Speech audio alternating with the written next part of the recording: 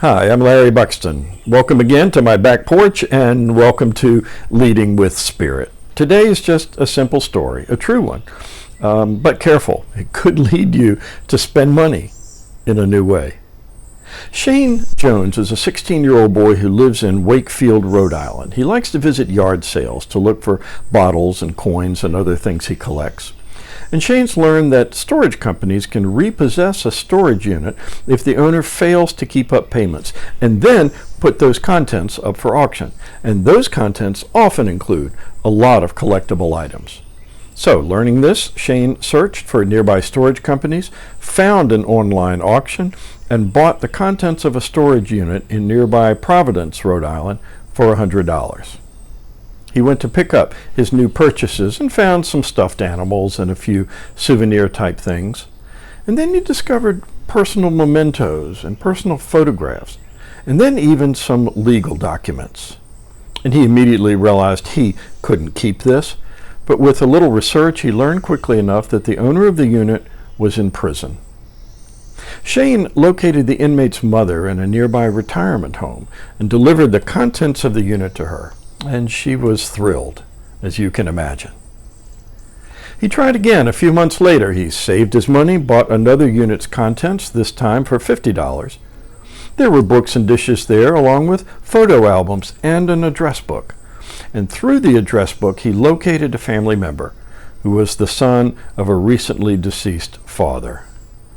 The son had no idea that his father had rented a storage unit, and he got back from Shane a few irreplaceable photographs of his dad and his dad's family. 3 months later, Shane won another auction, also for $50. He discovered the familiar array of papers, mementos, photo albums. This time his research led him to the owner, a woman who told Shane she had lost her job and just could no longer afford the rental fees. She also told him her only child had died 3 years previously of SIDS, sudden infant death syndrome. And she couldn't bear to go through the personal items and pictures of her daughter at that point, so she stored them for later. And then she lost her job and had to forget about the storage unit. And so by this point, she'd assumed they were gone forever.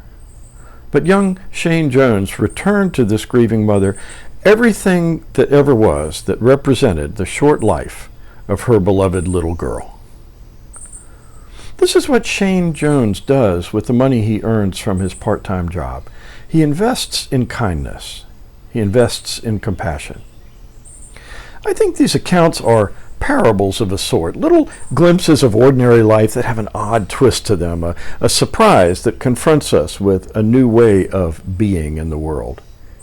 And so a 21st century prophet might say, here's what the coming kingdom of God will be like, and then tell you a Shane Jones parable, some odd story about a teenage boy who buys back the lives of the lost, the imprisoned, and the dead, and places them once again into the arms of love. If you heard that 21st century parable, what would you do? Each week I invite you to explore LarryBuxton.com and to share that link or a particular video with someone. I want to thank you for doing this. I'm simply aiming to create a library of posts on character and leadership, plus videos for preachers and teachers that unpack 10 key events in King David's life. Thanks for being a part of this sharing community. Thanks for joining me today. May God bless you.